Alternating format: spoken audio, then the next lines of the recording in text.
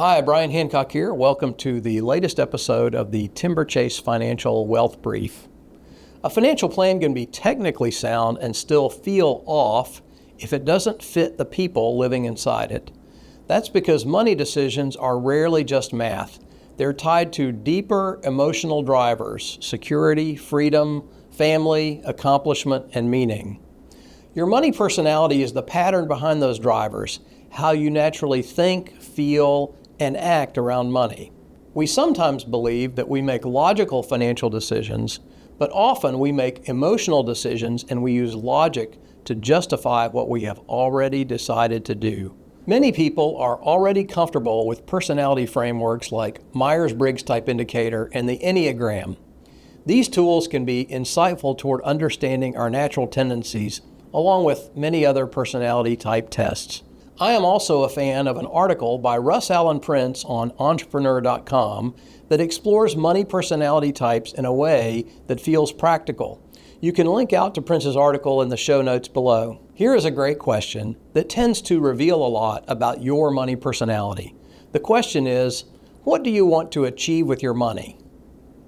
Your first honest answer is often a clue, perhaps a starting point to your primary emotional driver regarding money, and can be especially useful when two spouses answer that question differently.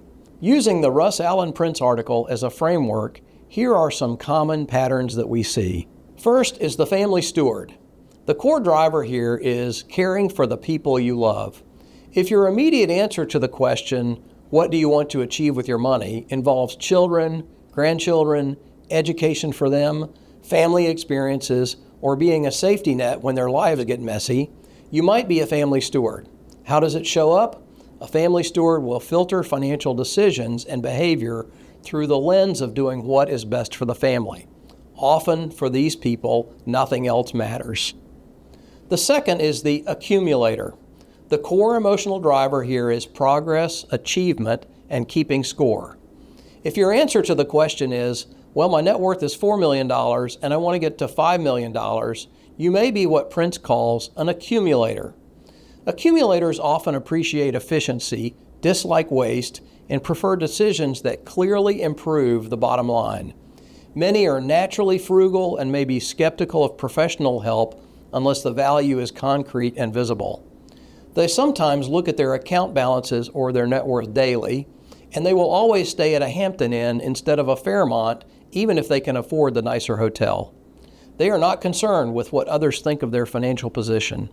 They might love their family as much as their family steward spouse, but that is not what drives their primary financial decisions. The third is an independent, whose core emotional driver is autonomy and options. Independents want the ability to make choices without feeling boxed in by a job, debt, family pressure, or even an overly rigid plan. For an independent, wealth often represents freedom. Freedom to say no, to pivot, to retire early, or to help on their own terms.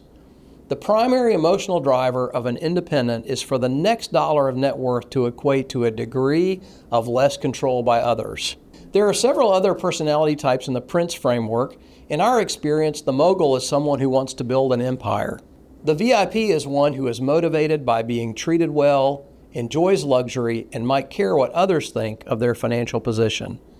The gambler will take large risks to land a big payday, and a clue is interest in cryptocurrency or the next shiny object. A phobic is someone who fears money and wants to avoid the process of managing it, sometimes due to a family experience. Can I identify with more than one financial personality? Yes, this is common. One might be primarily a family steward and partly an accumulator at the same time. This is a framework, not an absolute. The learning here is how to understand why I make financial decisions that I do and fold that tendency into a constructive financial and investment plan. What about money personalities in marriage? It seems that money tension in marriage isn't really about dollars, it's about what money means. Safety versus freedom, generosity versus control, enjoyment now versus confidence later, independence versus togetherness. The goal isn't to make two people identical, It's to build a plan where both partners' emotional drivers around money are met. Can this be accomplished with two people who have vastly different interests? We think so. Here's one example.